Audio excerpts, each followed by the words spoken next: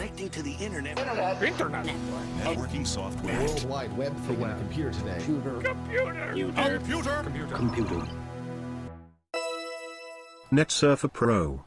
Welcome to NetSurfer Pro, a whirlwind ride through the World Wide Web. I am your host, Matt, and with me is... your co-host, Galen. And I've brought you here for a bit of a behind-the-scenes into the making of NetSurfer Pro, or rather the release of NetSurfer Pro. This is sort of a fun fact that has really perplexed me recently. If you're like a creator on the internet, I highly recommend not looking at analytics too much. But sometimes it's interesting to see like what really catches on and what doesn't. And for some reason, our Scott the Woz episode keeps on popping up over and over again on like the most watched episodes of the week or the month or whatever. In my watch time and listened, of course. And I wonder how many people think we actually have him on that episode. Because while I can see the total listens, I can't see the amount of runtime they've listened. So I wonder if like whenever we talk about somebody on the internet, there's people who will be like, oh, an interview, when it's not at all an interview. Which is relevant because we do not have an interview today. But we are talking about someone on the internet. Yes. So unfortunately, you've probably read the title. There are no worthy kids on this podcast. There are only unworthy kids. Well, unworthy adults, really. Yeah. I mean, adults are just kids who are old. And have too many responsibilities. Have to pay for insurance. Yeah. Damn. I miss pizza day. The best day of the week. Well, but I suppose technically any day can be pizza day if you're an adult. True. And any day can also be NetSurfer Pro Day because we have been not the best schedule, but we will attempt to get back to that as we finish up September and go into spooky month. Yes, as we sort of find our stability again, we are hoping to get a stable episode order again, and we are hoping that spooky month we will make every single week. But that is, of course, the future, and we are currently in the present. I'm living in the present, so the future is my future.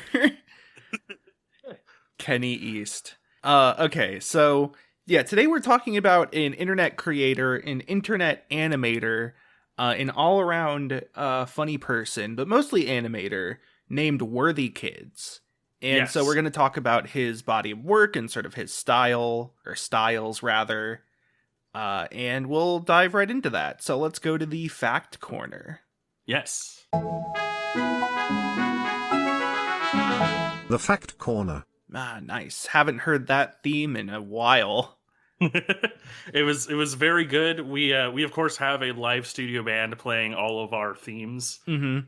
It's wild how accurate they can get every time. Yeah. If you look at the waveforms, sometimes it's like, literally 1-to-1. Mm-hmm. Yeah, so Worthikids, Ian Worthington, goes by he, him pronouns. He first released a video on YouTube 7 years ago in June of 2015, which was an animation based on the Eric Andre show, specifically an animated version of a bit from that show. Since then, he has made multiple animations, continuing fan works for a while, making fan works of things like Back to the Future, Tim and Derek, awesome show, great job, or what's it called? Check It Out with Dr. Steve Brule. I don't remember which show the bits he animated were from. It's Always Sunny and Monster Factory had two of his more famous earlier bits that he had animated. He did like fan music videos for Danny Brown and Brockhampton, and eventually he went on to animate a entire short series called Bigtop Burger, as well as lots of other fan animatics and stuff. He's also released a few concept albums.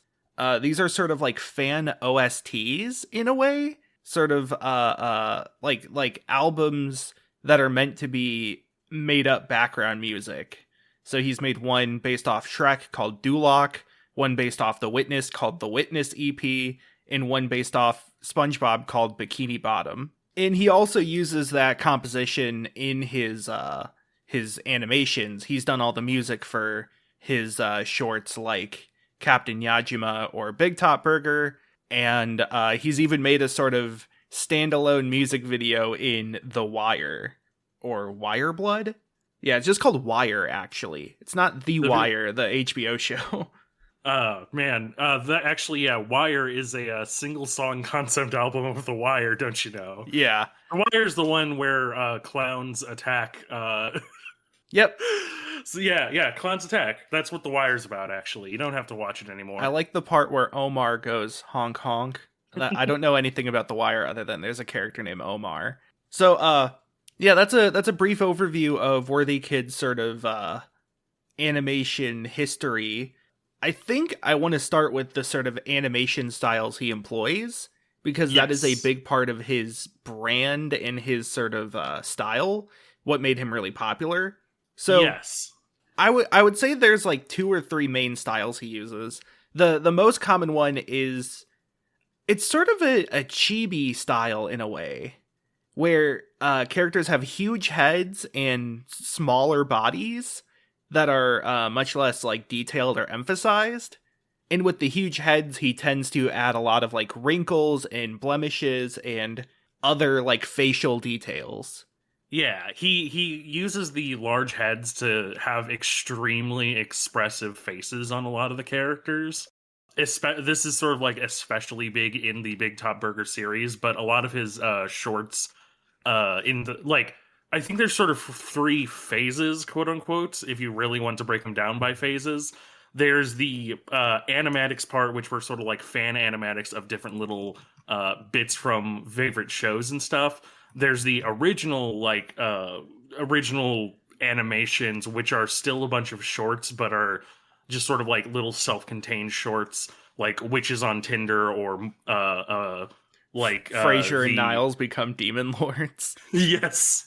Free Apple is a favorite of mine, starring Justin McElroy. Very good one. Look it up after the episode. But then there is Bigtop Burger, which is kind of in the current era. There's also still some shorts from him, but Bigtop Burger is what seems to be his current focus. And so throughout all of it, the like highly expressive faces very much are like a part of every era. The like smaller bodies are usually used for comedic effect, like in Palpatine's Journey, where like he will explicitly sort of de-emphasize the body for a lot of it to kind of like make the characters look like small little guys. TM essentially. Yeah. Additionally, he does use a lot of the SpongeBob style close-ups where like certain words or sentences will be close up and more detailed, whether it's like to the character's head or it's like a bust shot.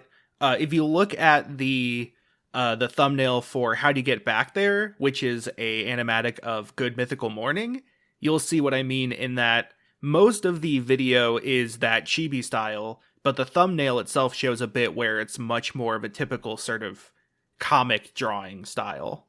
It's that really fluid snapping back between different perspectives and like senses of scale and detail that I think makes his animations stick out to some degree.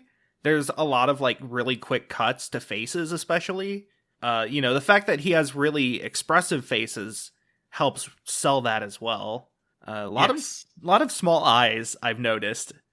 Yeah, I like his small eyes. One note as well, because I know he has done an episode over something with Quentin Reviews. I believe it was like SpongeBob parodies. I think it was the SpongeBob parodies episode. No, it was specifically Rankin Bass. Like the Rankin Bass episode he did with Quentin Reviews, because one detail that he likes in Rankin Bass cartoons that he has sort of kept in a lot of his animations is like the little sort of half smile face. Like the face is by default like kind of like a 3 squiggle, and then a lot of the talking just comes from like moving the lower half of the mouth. You see this a lot. You see this in like Dried Up Old Bones. You see this in Captain Yajima, where like the default face is kind of like a kitty face. I hate to call it, but right. Well, so it's interesting that you bring those up, because that is specifically his like way of almost replicating the Rankin Bass stop motion style. Yeah. Like specifically there is the first one was the Hatbox Ghost. Hatbox Troubles, which was about a ghost on the Haunted Mansion ride. Then there was Captain Yajima, then there was Dried Up Old Bones, which is another sort of music video. And then Captain Yajima is the most recent one to use this style, where not only does he do the, like, lower half mouth type thing, the way he animates, like, eye movements is close to Rankin Bass. He has a very fine attention to sort of the materials of all the objects on the screen to make it look like that handcrafted material. Even, like, things that should be flying have supports in them. I believe that Captain Yajima specifically has, like, the spaceship look like it's on, like, a string. Yeah. To emphasize that kind of style. This brings me back to how the thorough line between these styles is that they're all done in Blender. And this is something that I think is like really cool, is that he makes 2D animation in Blender not only via compositing, where, like, you take each layer of the shot and kind of put them in a, like, diorama view. He has a behind the scenes of his cats video where he shows how, like, the foreground characters are in one sort of layer, and then behind that in the Blender scene, there's, like, the background and the midground and all that. And then if you take it from head on, it looks like just a normal 2D animation that's flat. But, you know, if you look at it from the side, it's actually 3D in sort of a way that's very similar to how traditional 2D animation was done.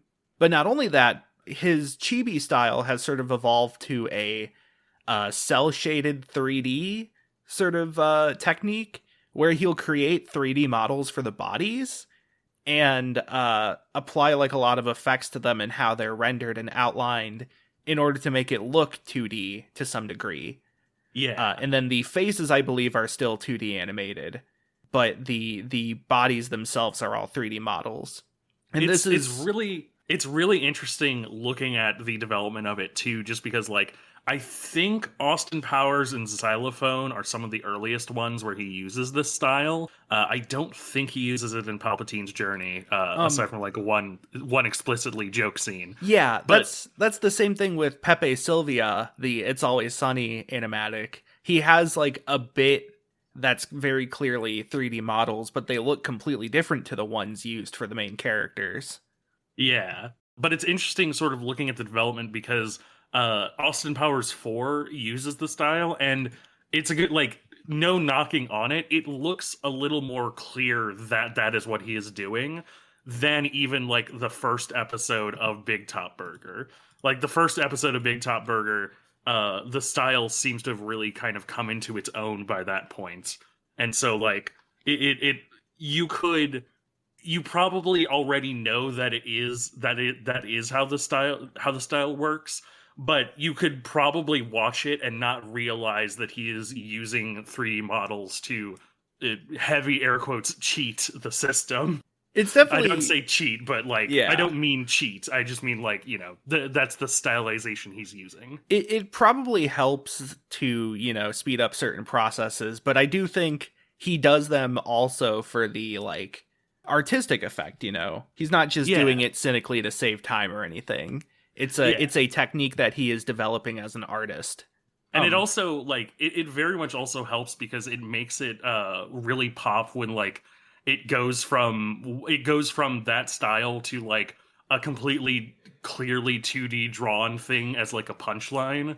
I'm thinking one specific moment in, like, panel, I believe, Bigtop Burger panel, where Caesar is, like, chewing out one of his mooks, and, like, the guy's like, I can't find the notepad, and Caesar is, like, goes from, like, this you know, the normal style to, like, this really choppily drawn, like, three lines his hair, like, what? Yeah. It's very funny. I went to highlight a few of the early videos now that we've kind of gone over the style. Yes. We're not going to cover every single video he's done because that would take quite a while. But I want to talk about some interesting moments from a few of them. The first of which is Pepe Silvia, which I think was the first video of his that I saw. And I know a ton of friends who also first saw Pepe Silvia as like, the first thing of Worthikids that they saw. There's probably a better way to say that. And what I think about Pepe Silvia that makes it so good, other than just the expressions and all that, is that Worthikids takes a lot of liberty with what actually happens in the scene. This is sort of like, I think this really makes or breaks a lot of animatics, is the ability to transform the source material into not just a complete adaptation, but like a new experience separate from the original. In this case, like, there's a bit where, I want to say it's Mac. Yeah, there's a bit where Mac walks in and the door, like, creaks. And then normally the door creaks again in the scene because it's like a door that swings back and forth. But Worthy repurposes it into, like, another Charlie walking through the door and standing to the side. So he turns just this normal sound effect into its own little background gag. In the end of the scene when Charlie is like completely going off the rails, he, makes like a nightmare sequence of Charlie falling into the mailbox or the mail basket, I guess. And so it's a lot of creative liberties are taken, but I think that makes it appealing to somebody who, has seen that episodes of It's Always Sunny before. It really heightens it, I think, because like, as someone who hasn't who's only really seen like the screen caps of Pepe Silvia, it's clearly like different enough that I could still go and watch the original scene, but like it's also, like it's a creative way of like getting the vibe of the scene without showing the literal scene itself. Yeah. Similarly, Fix the Baby, which was of the Final Pam Monster Factory, which is a topic for another day. That the original video was the McElroy brothers playing Fallout 4, I want to say. Yes. And in that game, there's not a lot of like interaction between characters or objects or stuff. You don't even look at yourself when you're playing the game most of the time. And so the animatic Worthikids made has a lot of obviously expressive facial details and animations and whatnot, but also just the character manipulating and holding objects in ways you can't do in Fallout 4, much less any Fallout. And I think that adds a lot of life to the bit that makes it feel like its own short, Yeah. And then there's Space, the Steve Brule, check it out, clip that just completely repurposes the original audio into something almost melancholic.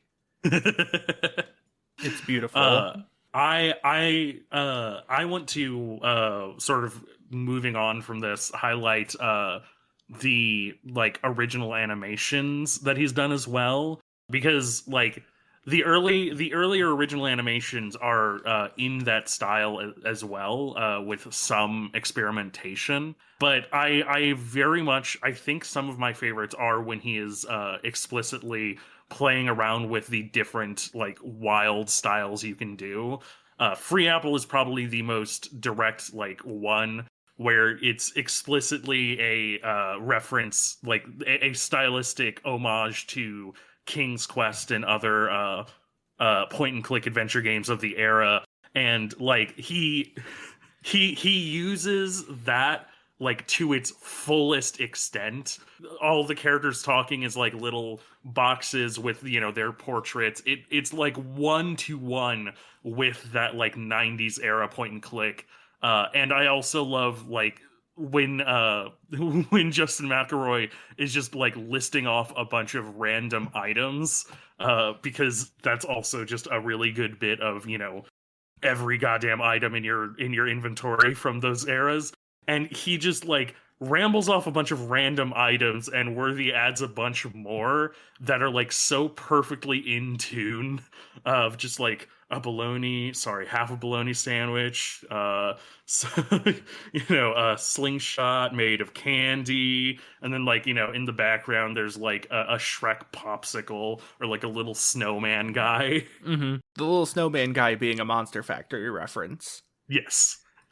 There's also I think Palpatine's journey is more in the like style of the previous ones, but the playing around with it is still there because like there's one specific moment where Palpatine is thrown off the edge, and like it's this 3D model of him that's like stiffly got his arms out, and like he uses that for the comedic effect of him just falling and like clanging against a bunch of stuff like a aluminum can.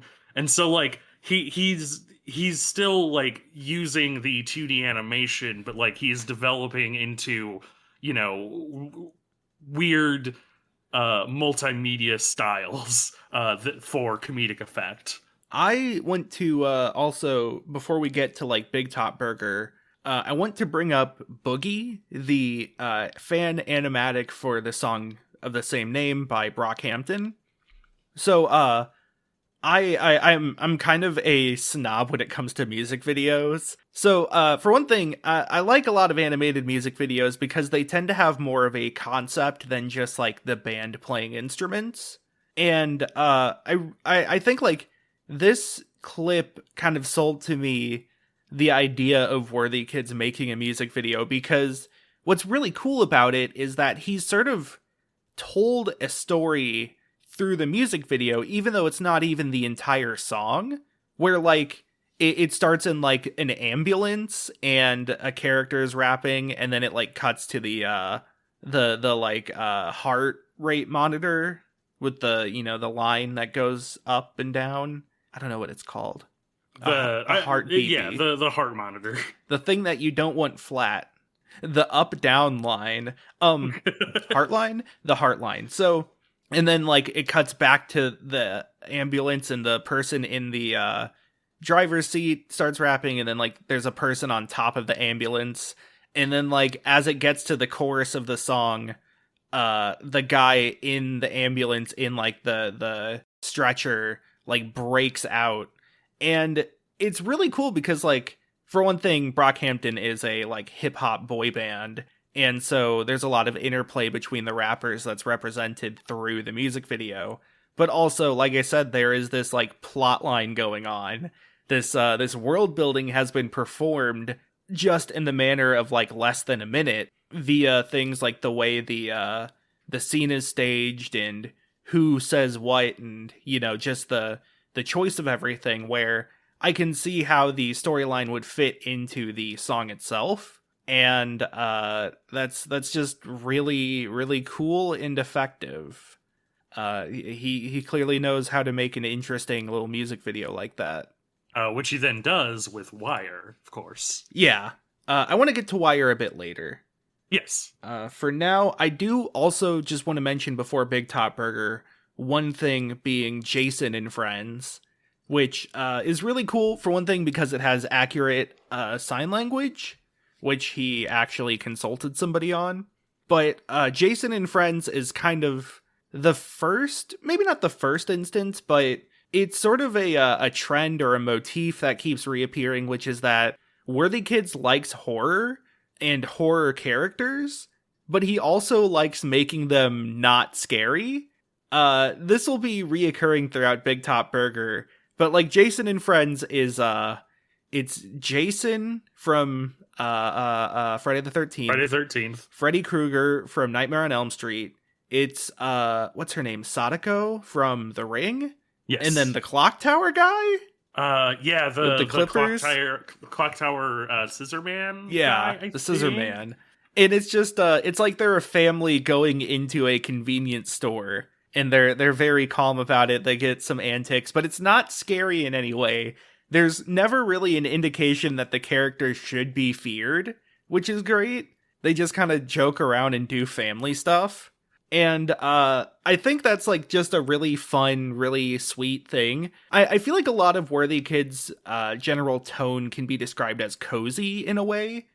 Yes. A funny cozy, but cozy in the sense that there's not a ton of drama or like, I don't know, it's not erudite. There's not like, not irony maybe, but there's not a lot of cynicism.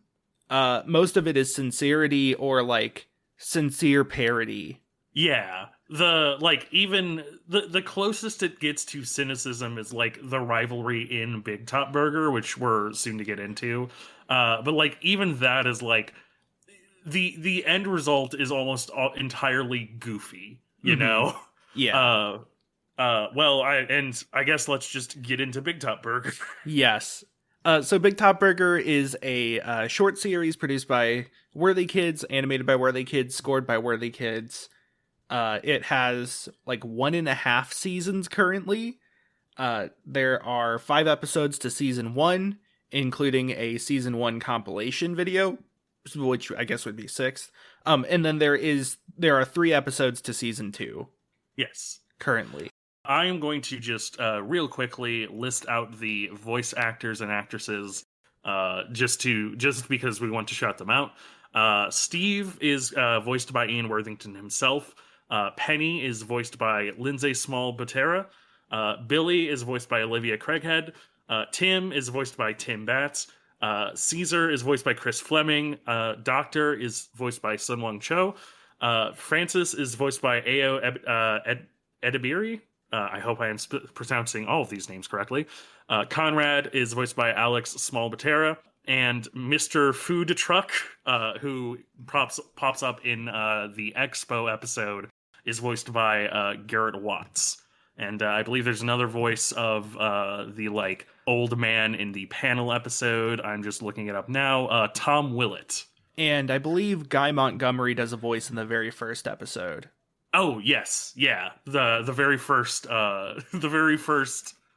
customer they have, I believe. Mm-hmm. Which is also funny because Guy Montgomery, I believe, was part of the Blart, the Paul Blart Mall Cop Till Death Do Us podcast. Blart. Yeah, Till Death Do Us Blart, which Worthikids made an animatic of. Well, specifically, Guy Montgomery is on there, and so is Tim, who plays Tim. Mm-hmm. And yeah, so it's very very cyclical, very fitting, very yes. So Big Top Burger follows a food truck called Big Top Burger, where all the workers are in clown makeup and in clown wear. It is owned by the mysterious and eccentric operator Steve, and it's really silly. It's sort of a slice of life a lot of the time. Generally, the idea is that Steve gets up to some mischief. He is like really weird and wild, and all the other characters react to it in different ways. Penny is always sort of optimistic and tries to go along with things. Billy is very like nonchalant and kind of disinterested in it, and Tim is like trying to keep things on track.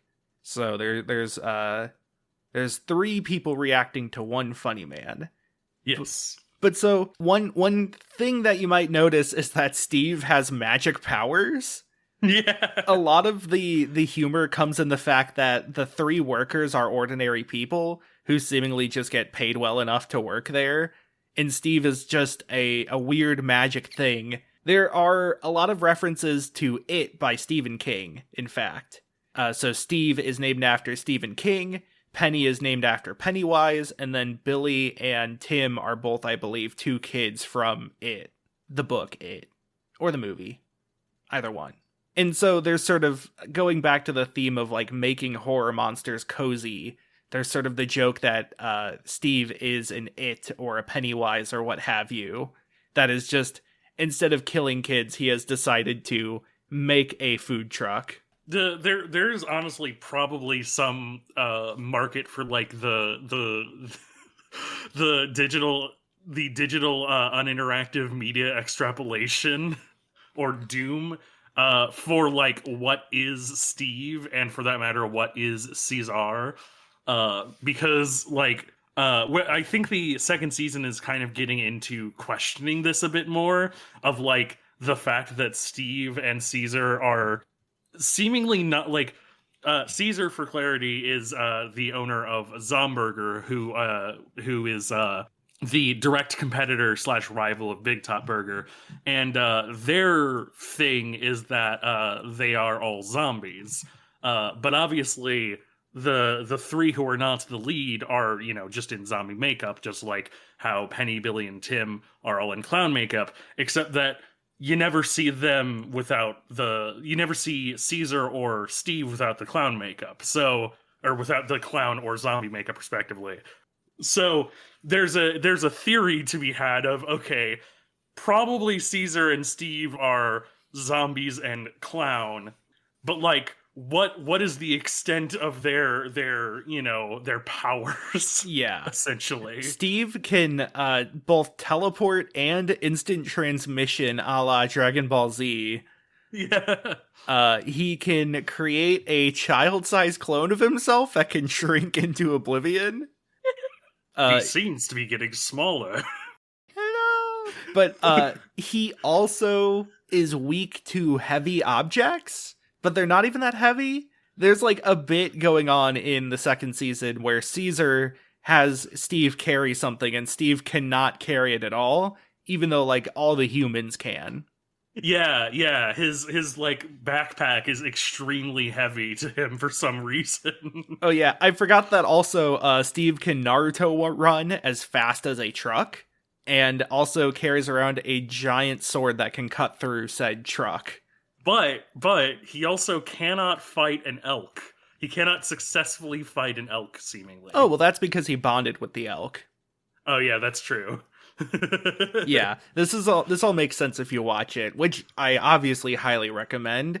Season 1 is 11:53, so, just short of 12 minutes. That's less than an episode of most TV shows. Yeah. Season 2 has a little more meat with just 3 episodes. It's like a little over 12 minutes. I think it's a little over 13 minutes, in fact, which, I could fit a 12-minute total runtime into my schedule, but 13 minutes? Yeesh. Yeesh. Yeah. So after season 1, I want to briefly mention Wire again. Yes. Wire is so good. So cool. So Wire goes back to the clowns. In this case, it is a family of clowns rescuing a clown baby from, like, vampires or ghouls of some sort. Yeah. It's set to music. This is sort of a standalone music video. It's still very short at 2 minutes, but it's another one where, like, it does a ton of world building really quickly in a way that just, like, creates its own self-contained story without really having to tell the story directly. Of, like, they hold a vampire hostage and they release him, and when the vampire tries to create a portal back home, they like keep the portal from closing and hitch a ride through. It's so cool, just like all the like you understand what's going on fairly quickly. Yeah. It's a story told from essentially just a single action scene, a single action set piece. But like you get the entire story through it, and it's like it's so. Plus, it's also just like it's really cool because like the clowns are on this airship, and like ship capitalized. Yeah. And like the vampires are all like from this, like vampire dimension that's this giant castle and stuff, And like it makes me look at that and go like, oh, I want even more lore of the clowns versus the vampires. Yeah. Airship really fits because it sort of has these like dirigible balloons, and clowns blow balloons. Yeah. I can imagine a joke being made of like an airship that has like a dog balloon as its giant balloon. Dog balloon or a balloon dog? Because those are two different things. Well, as long as it's I can't think of a good follow-up that would be airable on TV. Damn. Too bad we just got that time slot. Damn it. Oh yeah, watch out for 6:03 on Sci-Fi. We're gonna be doing Net Surfer Live. Because what else are they gonna air? Yeah, they literally went through every natural disaster plus animal combination. They're like, all right, what do we do now? We can do more ghosts. That's like, no, we can't do more ghosts. History Channel booked up with all the ghosts. And Travel Channel took their leftovers. We don't have any more ghosts. All right, let's see. What's at the bottom of this barrel we haven't opened? And then they opened the barrel, and it was us two recording. Yeah, that's why the audio for this episode is a little different. Yeah, I'm actually still in the barrel. The office is just closed down. See, One Piece is really popular, and at the very start of the series, Luffy breaks out from a barrel. He starts the series in a barrel. So we figured that it's a little bit of a late start, but if we want to get more popular, we should start doing things in a barrel and then get out of the barrel later. Yeah. The barrel part was really Luffy's breakout role, so... Yeah. Luffy and Diddy Kong, they share a lot in common, really. Well, the D in Monkey D. Luffy stands for Diddy Kong. Monkey Diddy Luffy, we solved it. All right. So, we now know the One Piece is real. Yeah.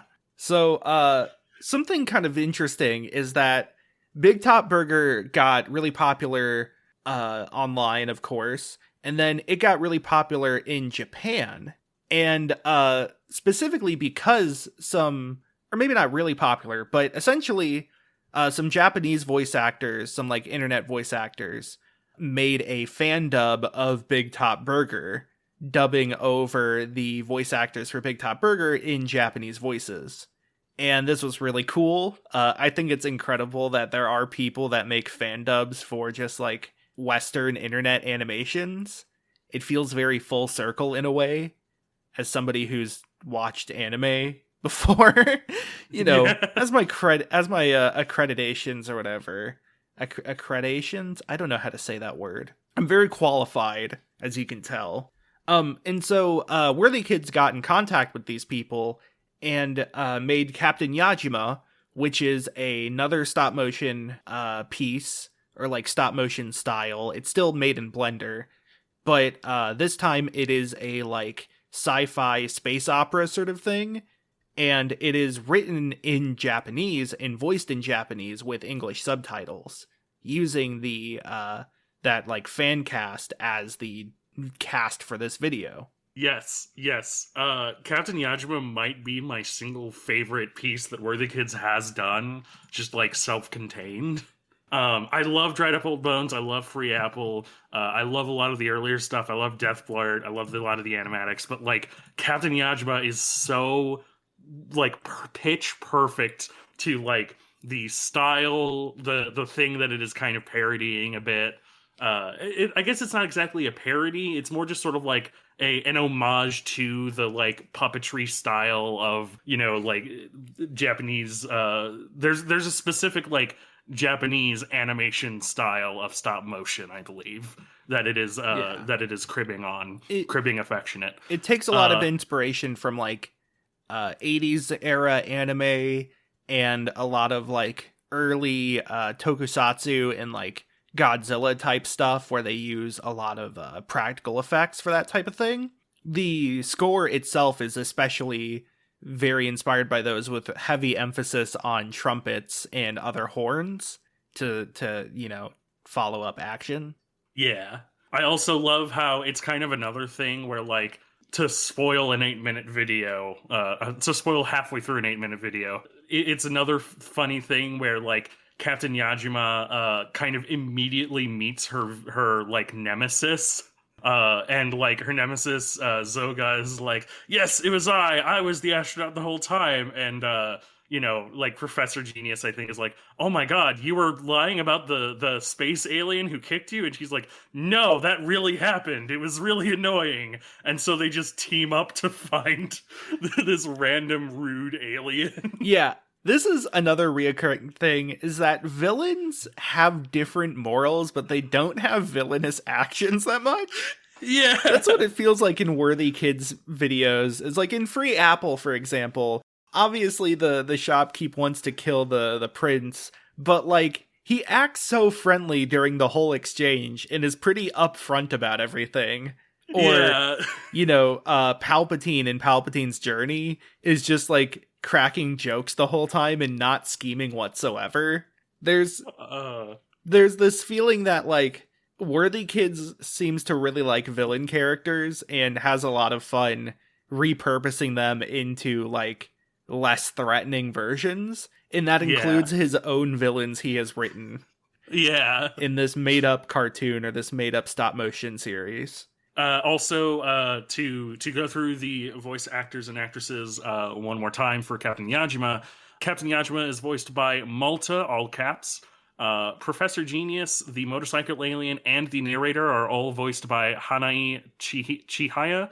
Again, I'm hoping I am pronouncing these names correctly. Zoga and the second astronaut are voiced by Santo Kei. And astronaut number 1 is voiced by Takagi Akihiro. Again, hope I'm pronouncing all these correctly. Yeah. So yeah, I love Captain Yajima a lot. It's sort of a culmination of a lot of stuff between like the fan dub cast joining him in this like original thing, as well as a further advancement of his stop motion mimicry art style. And it's just a really good self-contained short. Yeah. I'm really hoping that we get a follow-up Captain Yajima, because it ends on a cliffhanger, as it were. Yeah. And yeah, I'm really hoping that he does essentially just like another little short of it at some time after Bigtop Burger is season 2 is completed, I would assume. Mm-hmm. Bigtop Burger season 2 is sort of the last main thing I want to touch on. So, Bigtop Burger season 1 is very much some pretty like self-contained bits and jokes in each episode. Season 2 is a bit more cohesive in a way, where it feels almost like one long episode of a TV show rather than a bunch of small episodes of a TV show.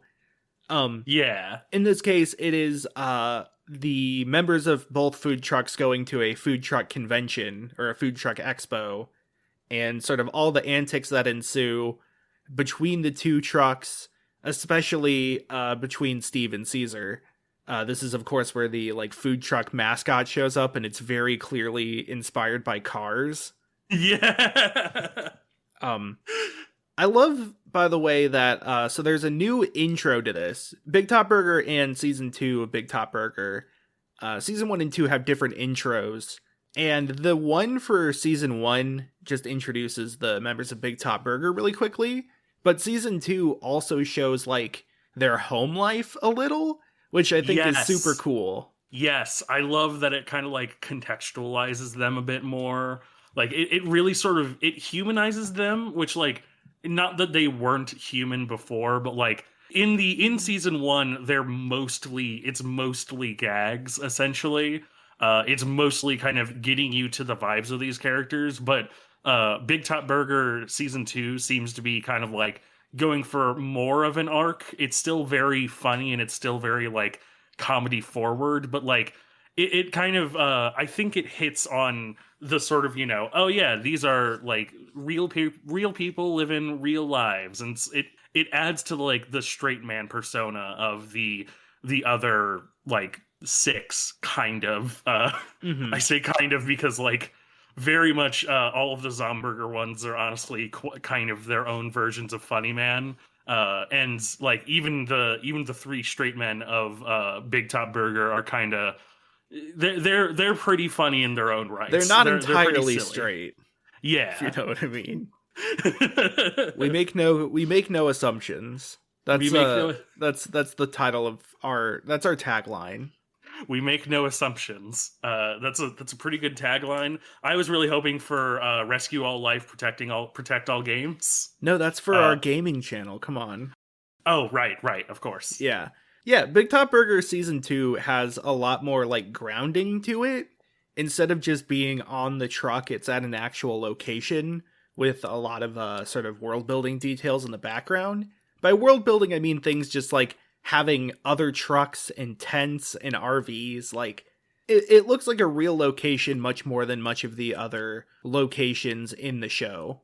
And of course it has actual like world building in that it is sort of sculpting a view of the food truck industry in this world as a whole, how the 2 main characters sort of fit into it, or the two owners fit into it rather. I also really like that I really quite like that.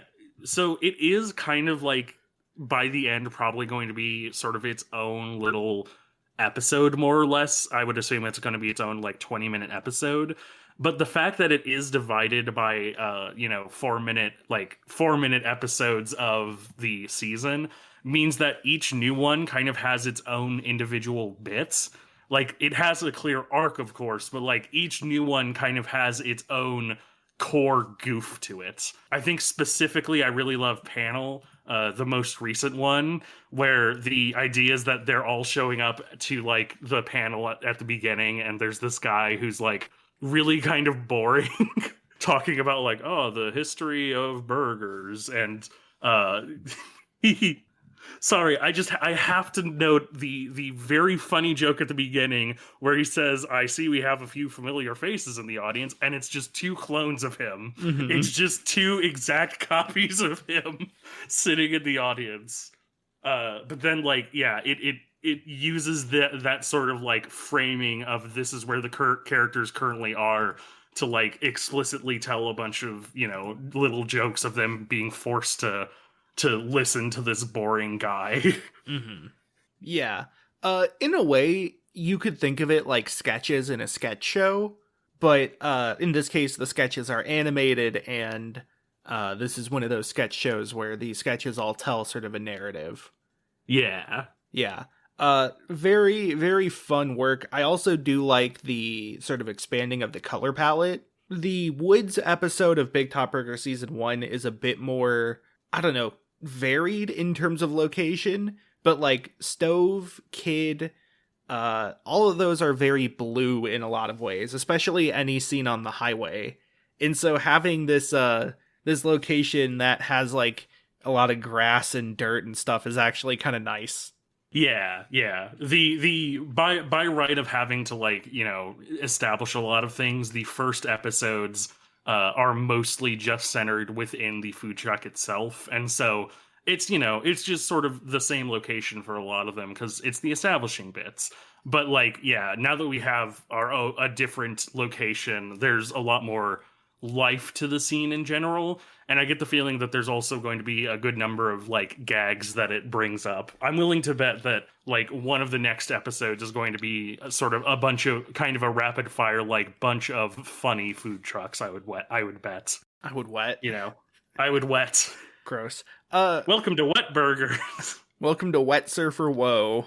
Oh no. That's of course where we try to catch a big wave. This is a wet ass podcast. Nice.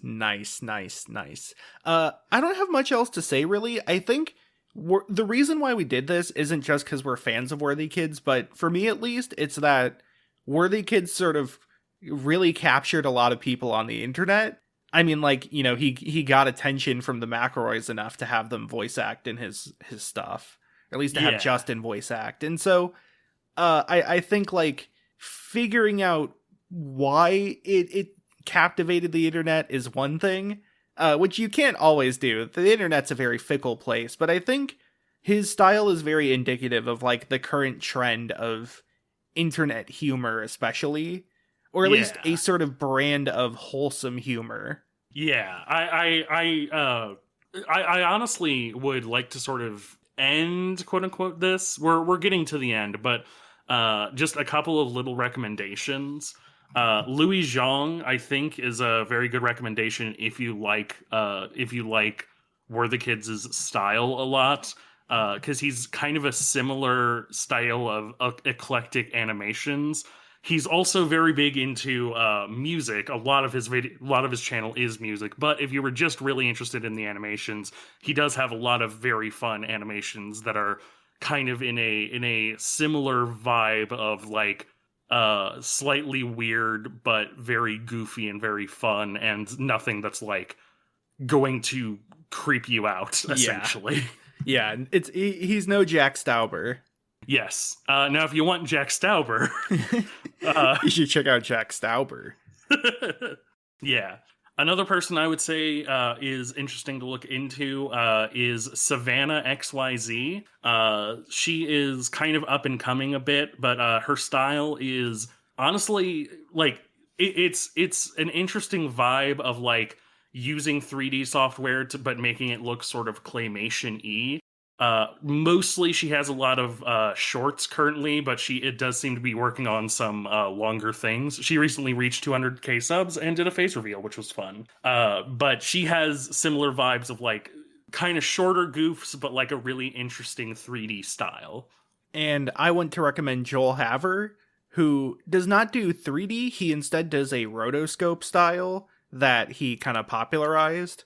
But Joel Haver has another very conversational style of humor that's very subdued. Not a lot of like quick gags or loud gags. Much more people going, It very like kind of awkward, but not in a cringe way. In the way that like Nathan For You is, but more in a sweet, endearing way. I would. These are definitely not the same. I would liken the like awkward style to like Bob's Burgers. Yeah, where like it's more conversational than it is like the awkwardness is the joke. Yeah, you know exactly. That's actually a good comparison. Yeah, internet animators are cool, especially the ones that make cool stuff. Yeah, very much so. I am slightly obligated to shout out Yotam Perel. He's absolutely nothing like any of the ones we've mentioned, but he's a longtime animator that I've been a fan of, so I'm kind of obligated to just shout him out. Good on you, Yotam. Good job. I hope you get big. Hope you make it big and good. And I hope we make it big, because this has been NetSurfer Pro. You can find us on Twitter at NetSurfer Pro. You can tweet at us what you thought of our episodes. You can tweet at us any suggestions for topics we should cover, any memes we should state our state of, anything that's sort of interesting. You can also get teasers onto our upcoming episodes, including, as the time this comes up, some Spooky Month teasers. We're going to have teasers for all the episodes we do for Spooky Month, or at least I'll try to. I'm not really sure how I'm going to tease about any of these. But we have some Spooky Month type stuff coming up. Some October-y appropriate topics that I'm really excited about. Yeah, very Spooky Month type beats. I recommend checking out our older Spooky Month episodes to sort of get caught up on some topics that we will be bringing up in our next episode. Yes. Or at least I will. And you can do that through any podcasting platform you like, where you can follow us and give us a rating and a review. Feed us to that sweet, sweet algorithm. You can also follow... Oh, not us, maybe. Feed our content. Yeah. You can also follow me on Twitter at Twackaroo. That's TWAKAROO. Where I tweet my takes, a lot of replies to people I follow. I haven't had much funny to say recently. But also news on all my projects and when I go live on my stream at twitch.tv/twack, where I play competitive games, roguelites, gonna probably play the new Teamfight Tactics set a lot. And then also pretty soon I'm gonna start a playthrough of Pikmin on stream, so that'll be pretty exciting. Nice. Follow me there to check out me when I play game. And as for myself, as my dog in the background is probably trying to tell you, you can find me on TikTok and on Twitter at Galen Wilson. That's at GALENWILS0N. I post my hot takes and some videos of fun things sometimes. You can find me on YouTube at The Only Galen on YouTube, where one of these days I'll upload a video. And you can find me on Twitch at twitch.tv/machinegunvampire, where I have a couple projects in the works of things that I might be playing soon. So if you're interested in any of that, please follow me on those. But as of right now, this has been NetSurfer Pro. And next episode, we interview a very specific someone's dog. Yes. All right, goodbye. Bye.